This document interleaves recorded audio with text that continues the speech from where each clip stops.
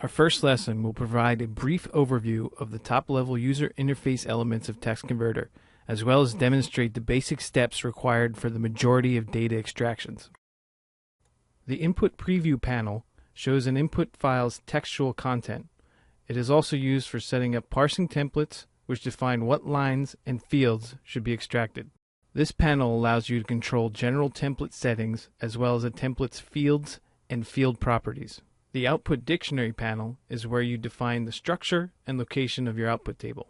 The Output Preview panel shows the extraction results in tabular form. The Options panel allows you to control various extraction options, which will be explained in depth at a later time. The Script panel is recommended only for advanced users. This is where further customization of an extraction is handled.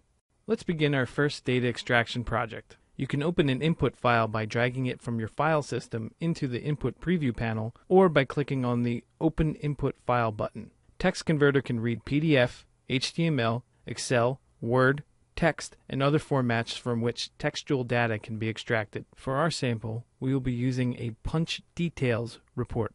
Once the input file is loaded, we can select the typical line in the Input Preview panel by clicking the right mouse button on the line to launch the context menu. You could also select the line by clicking the left mouse button and select the relevant actions from the Extract menu. From the context menu, we will select the Setup Fields from the selected line menu option. This will set up a parsing template for us and will automatically select lines in the Input Preview panel that match the format of this new template. Once that is finished, we need to make sure that our template is selecting all of the records we wish to extract. If we come across a line that we feel should be selected, but it's not, simply left-click on it and you will see an explanation as to why this line was not included in the status bar at the bottom of the window. It turns out that the line we built our template from did not contain this type of data. To fix this, we need to add a couple more input fields.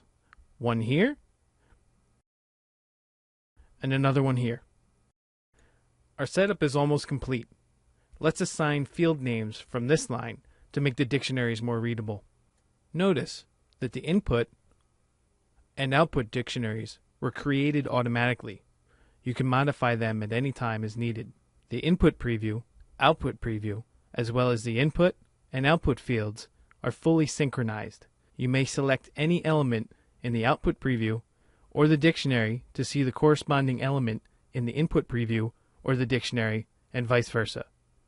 The extraction results can be saved to any relational database, Access, Excel, CSV, or text files.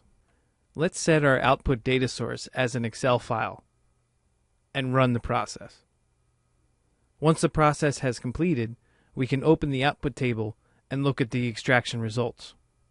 If the extraction looks correct, we can now save the project for future use. The next time we need this project, we can open it from the list of recent files under the File menu, or via the Open Project button. That completes the first lesson. Thank you, and have a nice day.